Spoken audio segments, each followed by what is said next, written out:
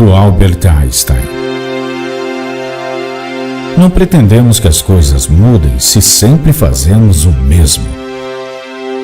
A crise é a melhor bênção que pode ocorrer com as pessoas e países porque a crise traz progressos.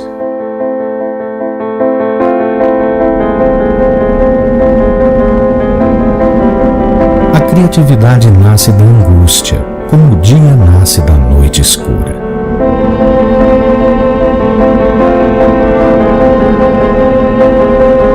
É na crise que nascem as invenções, os descobrimentos e as grandes estratégias.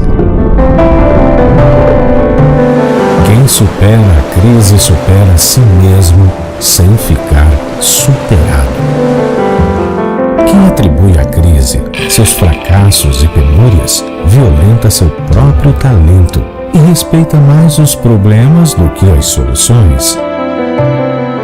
A verdadeira crise é a crise da incompetência.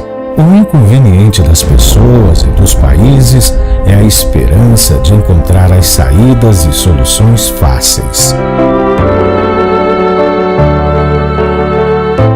Sem crise, não há desafios.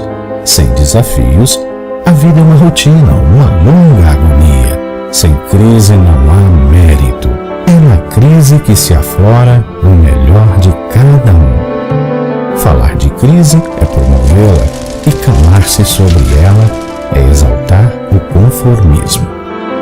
Em vez disso, trabalhemos duro.